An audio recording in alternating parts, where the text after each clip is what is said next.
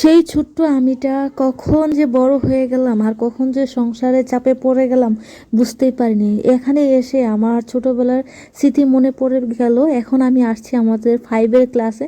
ক্লাসটা সেই তেমনই রয়েছে, কিছুটা চেঞ্জ হয়েছে, বাট আমার জায়গাটা এখন অন্যের দখল করে নিয়েছে, তাই না? সেই ছোটবেলা মার হাত ধরে স্কুলে আসা এবং স্কুলে থাকতে চাইতাম না, চলে যেতে চাইতাম, ভয় পাইতাম। তারপর আস্তে আস্তে স্কুলে ফ্রেন্ড হলো, বন্ধু হলো, তাদের সাথে খেলাধুলা করতাম এবং প্রতিদিনই স্কুলে আসতাম। সেই মাঠটা রয়ে গেছে, সেই স্কুলটাও রয়ে গেছে, কিন্তু আমরা এখন কোথায়, তাই না? এই প্রাইমারি সেকশনটাই মনে হয় বাবা মার আঁচলের নিচে থাকা। এই প্রাইমারি সেকশন পার করলে মনে হয় না আর বাবা মার আঁচলে কেউ থাকে। তখনই চলা শুরু হয়ে যায় আস্তে আস্তে একা চলার জীবন। এখানে যাওয়ার পর আমি একদম ইমোশনাল হয়ে যাই। সেই ছোট্টবেলার কথাগুলো মনে পড়তেছিল আর জীবন থেকে কতটা সময় পার করে চলে আসছি এটার।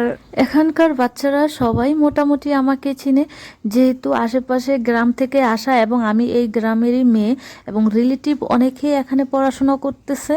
তাদের সবাই আমার কাছে আসতেছিল, ভালো মন্দ জিজ্ঞেস করতেছিল, সালাম দিচ্ছিল। আমার ভিডিওটা দেখে কার কার এরকম প্রাইমারি স্কুলের সময়টা মনে পড়ে গেছে অবশ্যই কমেন্টে জানাবেন, আর ভালো লাগলে অবশ্যই সাথে থাকবেন।